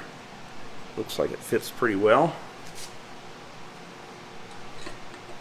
Luckily in my stock here I do have a copper washer that I believe will serve the purpose here. There. That should seal that up. Okay, I'm going to take this valve cover gasket, now that we have the valves all adjusted, rocker shaft torqued down, and I'm going to lay it on this head exactly where I want it to sit. No seal or anything on it, it's just laying there. Get it positioned just right. And luckily it's shaped pretty well. It's not all mangled like sometimes gaskets are. Then I'm going to take my valve cover and I'm going to run a nice bead of weather strip adhesive around here, because I want that gasket to stick to the valve cover, not the head. That way in the future, if they take the valve cover off to adjust the valves or anything, hopefully it'll come off with the valve cover and then can go right back on again and be reused. Okay, there I have a nice coating on there. If nothing else, somebody's going to cuss me in the future when they have to clean that off of there. Hope that person is not me. So there, my gasket is just exactly where I want it to be. I'm just going to drop this down on over the studs. The gasket set came with a couple of fiber washers that go on there to seal that. And I have a couple of hardened washers that I'm going to put on above those. A lock washer on each one, and the nut.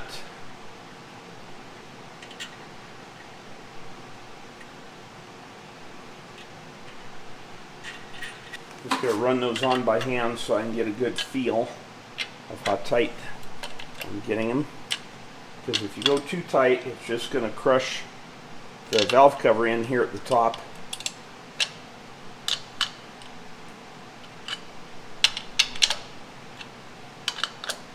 So I think that's good right there. And I'll have to go back through our video we made when we tore this engine down. But I believe this bracket here and the spark plug wire loom goes on right back there. But I need to look at that video again, see just how that was. Well, we've got our finished engine here now. You know what they say about never turn a boomer loose with a smartphone, because up to this point I've been filming this engine assembly entirely by myself here, trying to get clips of putting it together. And I was to the point of, I think I had just put the valve cover on, and I wanted to kind of go back and look at our video and make sure I knew where all the other accessories were supposed to go on this engine. And somewhere or another, again, boomer with a smartphone is not a good thing, because I did not get everything filmed here that I wanted to. But anyway, at this point, I did get the valve cover on. I have the exhaust manifold on, side covers on, road draft tube, oil filter. I had to go into town and actually got a piece of hydraulic hose made for the drain back on the oil filter here. I could not find an original hose anywhere in this town. I'm sure they're available somewhere, but not readily available to us here. So we did just get a hydraulic hose made. Alternator brackets on. I got the spacer plate for between the engine and bell housing on there. The flywheel is on. Remember, it had to go in a specific position to be balanced correctly with the crankshaft. Same way with the pressure plate. I have our witness marks here that it needs to go on when the customer installs his clutch there. Got the oil pump on. If you look down through this hole here where the distributor goes in, you won't be able to see it on the camera here, but the oil pump is indexed the same direction as it was when we took this engine apart. Whether that was right or wrong, I don't know, but we put it back just the way the customer had it. So I think the engine's pretty well finished up. One thing I wanted to show that I didn't get to, since I lost the footage there, is we primed the engine with oil. So it should have oil pressure right away when it starts and is completely full. I just put 4 quarts of oil in this can, put air pressure to it. This fitting, I had it screwed in the oil galley down here on this corner. I had a gauge up on the opposite end of the engine so I could see if it was putting pressure into the engine. And I forced 4 quarts of oil into the engine through the oiling system by means of this pressure tank. We always do that on complete motors if we can, if at all possible, so we know they have oil available and pressure as soon as they start. So with that, this engine is done. My customer is planning on coming and pick it up. We're going to let him paint it. He wants to make it bright red. I think he needs to get some new motor mounts here. I just hung the old ones back on there just so they would be there, but hopefully he gets new mounts and finishes putting this together. He can put his distributor in, put the carburetor on, get it installed in the Jeep, and hopefully this will be running in the next few days here. We will try to get some footage of this once it's done and at least add it as a small clip to a future video. So with that, I'm glad you stayed with us to watch this to the end.